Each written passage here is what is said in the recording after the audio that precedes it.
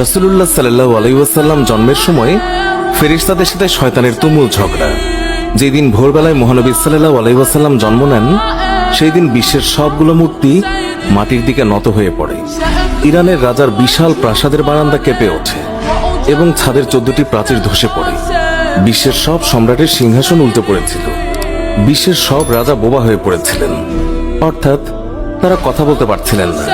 সেই দিন গণকদের সব জ্ঞান লুপ্ত হয় এবং জাদুকরদের জাদুগুলো অকার্যকর হয়ে পড়ে। বিশ্বনবী সাল্লাল্লাহু আলাইহি ওয়াসাল্লাম জন্মের সময় শয়তান তার সন্তানদের মধ্যে আর্তনাদ করে ওঠে। ফলে সবগুলো শয়তান তার কাছে এসে বলে, কেন এত পেরেশান বা উদ্বিগ্ন হয়েছে? সে বলল, কাল রাতে কি হয়েছিল? রাতের প্রথম থেকে এই পর্যন্ত দেখেছি যে আকাশ এবং জমিনের অবস্থা বদলে গেছে। ভূপৃষ্ঠে ঘটে গেছে এক বিরাট ঘটনা। ঈসা আলাইহিস সালাম ঊর্ধ্ব আকাশে চলে যাওয়ার পর আর কখনো এত বড় ঘটনা ঘটেনি। সবাই গিয়ে খোঁজ খবর নাও যে কি ঘটেছে। শয়তানরা চারিদিকে ছড়িয়ে পড়ে এবং ফিরে এসে বলে, কই, কিছুই তো দেখলাম না। বড় শয়তান বা শয়তানের নেতা তখন বলল, এই বিষয়ে খোঁজ খবর নেওয়া আমাদের কাজ। আর তারপর সে পবিত্র মক্কার কাবাঘর সংলগ্ন অঞ্চলে আসলো। সে দেখল যে ফেরেশতারা কাবাঘরের চারিদিকে ঘিরে রেখেছেন। শয়তান সেখানে ঢুকতে চাইলে ফেরেশতারা হুঙ্কার দিলেন।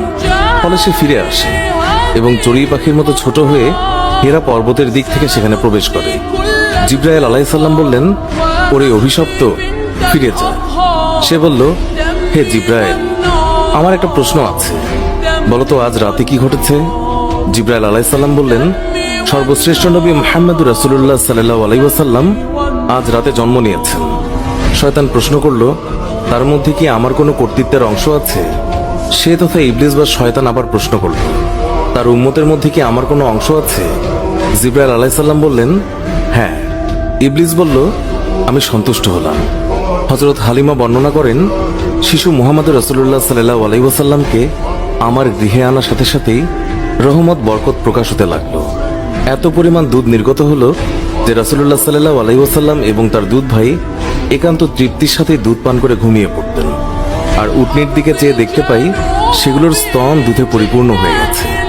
বিবি হালিমা বলেন, আমার স্বামী উটনির দুধ দহন করলেন এবং আমরা তৃপ্তির সাথে তা পান করে সারা রাত আরামে কাটালাম।